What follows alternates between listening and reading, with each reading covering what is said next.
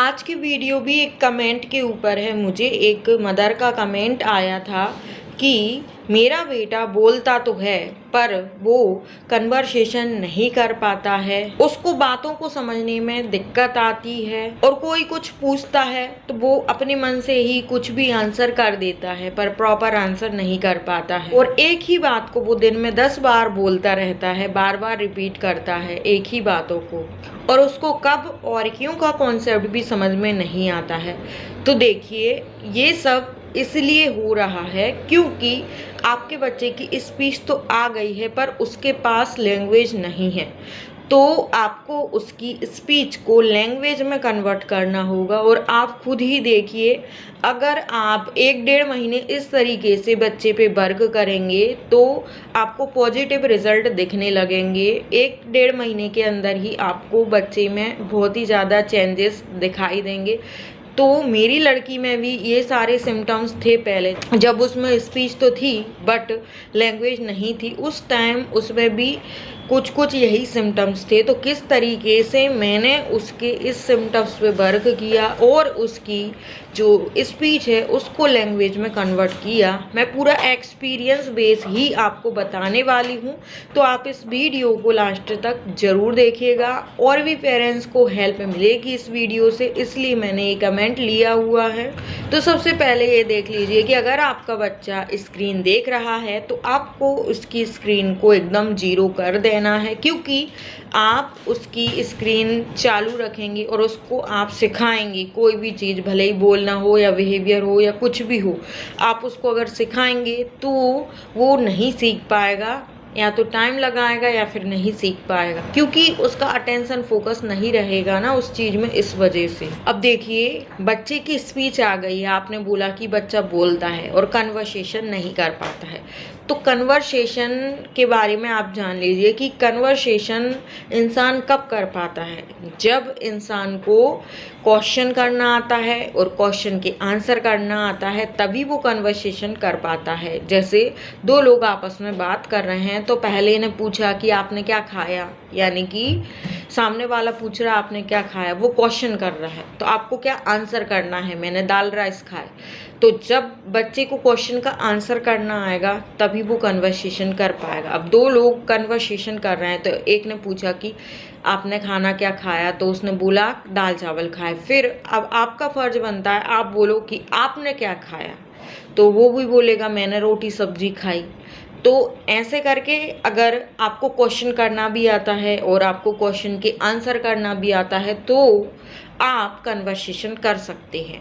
बच्चे का कन्वर्सेशन तब तक नहीं आएगा जब तक बच्चा क्वेश्चन के आंसर करना नहीं सीखेगा और खुद से क्वेश्चन करना नहीं सीखेगा। पहले बच्चे में क्वेश्चन के आंसर करना आएगा, उसके बाद कई महीने बाद बच्चा खुद से क्वेश्चन करेगा। जब एक बार बच्चा अच्छे से क्वेश्चन के आंसर करने लगे और दूसरों से क्वेश्चन करने लगे, फिर उसके बाद आप उसकी कन्वर्सेशन देखना, वो लगातार फर्राटेदार बोल सकता है, 1 घंटा 2 घंटा आराम से बोल पाएगा। बस ये 2 चीज़ें आपको बच्चे को सिखाना होगा, एक तो आपको क्वेश्चन करना सिखाना होगा और दूसरा क्वेश्चन के आंसर करना सिखाना होगा। अब आप सोचते हैं कि और बच्चे तो अपने आप सीख जाते हैं कन्वर्सेशन करना, पर आपका बच्चा क्यों नहीं सीखा है? तो देखिए, उसने अगर स्क्रीन देखी है या उसमें ऑटिज्म के फीचर आए हैं तो वो अपने आप नहीं सीखेगा, आपको हर चीज़ सिखाना होगा। आपका बच्चा इसलिए कन्वर्सेशन नहीं कर पा रहा है क्योंकि उसको पता ही नहीं है कि किस क्वेश्चन का क्या आंसर करना है और कैसे खुद से दूसरों से क्वेश्चन करना है। तो देखिए, मेरे चैनल पे अलग से सेपरेट वीडियो है कि बच्चे को क्वेश्चन करना कैसे सिखाएं और बच्चे को क्वेश्चन के आंसर करना कैसे सिखाएं, इनकी अलग से सेपरेट वीडियो है। वो वीडियो आप ज़रूर देखिएगा, आपको उससे बहुत ज़्यादा हेल्प मिलेगी। और अगर मैं यहाँ पे आपको डिटेल में बताऊँगी तो वीडियो बहुत ही ज़्यादा लंबी हो जाएगी, इसलिए आप वहाँ पर जाकर ये वीडियोस को देख सकते हैं। वीडियो को देख के बच्चे पे वर्क करना है, आपको 1 महीने में ही पॉजिटिव रिजल्ट देखने को मिलेगा। अब आपने लिखा है कि बच्चा बातों को नहीं समझ पाता है, कोई कुछ पूछता है तो अपने ही मन से कुछ भी आंसर कर देता है, यानी कि जो आंसर सही आंसर करना चाहिए वो नहीं कर पाता है। तो देखिए, आपका बच्चा बातों को नहीं समझ पा रहा है तो आपका फर्ज बनता है कि आप उसको सब कुछ समझाओ, सिखाओ।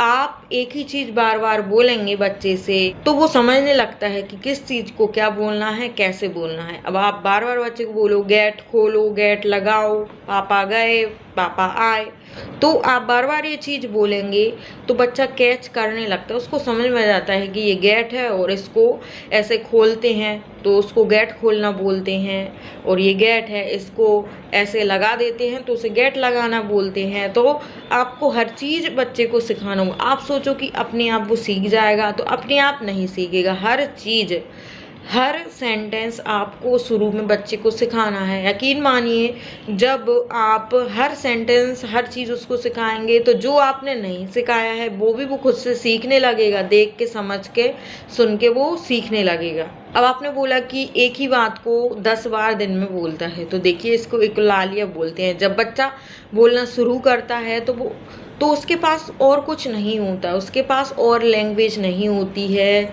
स्पीच अच्छे से आई नहीं हुई होती है, तो बच्चा क्या करेगा? जो उसके पास जितनी लिमिटेड भाषा है उसको वो दिन में 10 बार बोलता है, वो प्रैक्टिस करता है बोलने की।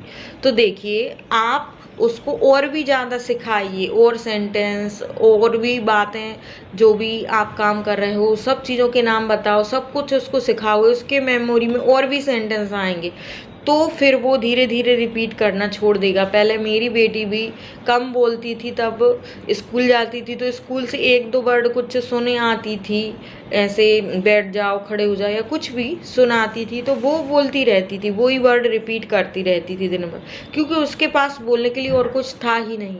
जब बच्चे के पास बोलने के लिए सब कुछ होगा और चीज़ों का उससे ज्ञान होगा तो वो एक ही चीज़ 10 बार नहीं बोलेगा फिर। अब आपने बोला कि मेरे बच्चे को कब और क्यों का कॉन्सेप्ट नहीं समझ में आता है, तो देखिए, कब का कॉन्सेप्ट बच्चे में जल्दी आ जाएगा और क्यों का कॉन्सेप्ट आने में बहुत टाइम लगेगा।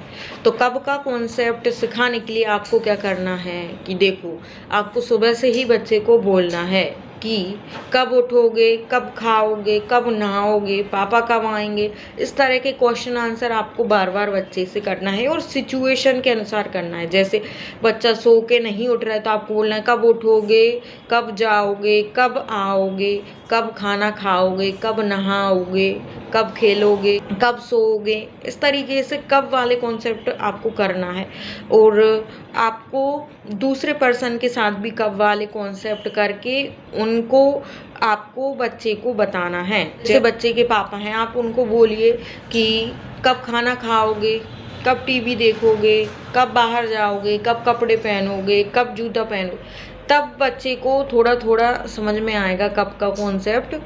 फिर वाई का कॉन्सेप्ट, यानी कि क्यों वाला कॉन्सेप्ट बच्चे में बहुत टाइम बाद आता है। मेरी लड़की में भी 5 साल के बाद क्यों वाला कॉन्सेप्ट अच्छे से आया है। अब वो क्यों वाले क्वेश्चन के आंसर कर देती है और क्यों वाले क्वेश्चन भी करती है। तो आपको बच्चे को सिखाना होगा। क्यों वाले कॉन्सेप्ट बच्चे में बहुत ही लास्ट में आएंगे, तो बस आपको पेशेंस रखना है और बच्चे को सिखाना है। बच्चा कब वाले और क्यों वाले क्वेश्चन का आंसर इसलिए नहीं कर पाता है क्योंकि उसको पता ही नहीं होता है कि इस टाइम पे क्या आंसर करना है। तो आप जैसे कब वाला बच्चे को क्वेश्चन आंसर सिखा रहे हो तो आप उसको बोलिए कब नहाओगे। अब बच्चा नहीं बोल पाता है तो उसको बोलो थोड़ी देर में नहाऊंगा।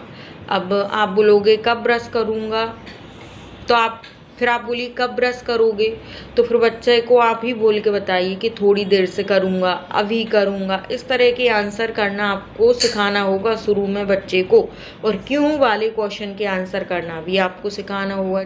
जैसे बच्चे ने कुछ नुकसान कर दिया तो आप बोलोगे, जैसे बच्चे ने पेंसिल तोड़ दी तो आप बोलोगे कि क्यों तोड़ी। तो अब बच्चा आंसर नहीं कर पाता है तो आपको बोलना है कि गलती से टूट गई है पेंसिल, मैंने जानबूझ के नहीं तोड़ी। तो इस तरीके के क्यों वाले क्वेश्चन आपको सिखाना होगा। जैसे बच्चा खाना नहीं खा रहा तो आप बोलोगे क्यों नहीं खा रहे हो। अब बच्चे को बोलना नहीं आता है कि मेरा मन नहीं कर रहा है, पेट भर गया है, तो ऐसे बच्चे को बोलना नहीं आता है। तो आपको सिखाना होगा कि अब मुझे नहीं खाना है, पेट भर गया, अब मुझे भूख नहीं लग रही है। ऐसे बच्चे को सिखाना होगा, तब बच्चा क्यों वाले क्वेश्चन के आंसर कर पाएगा। तो आपको कुछ और पूछना है तो कमेंट करके पूछ सकते हैं। आई होप कि आपको क्लियर हो गया होगा।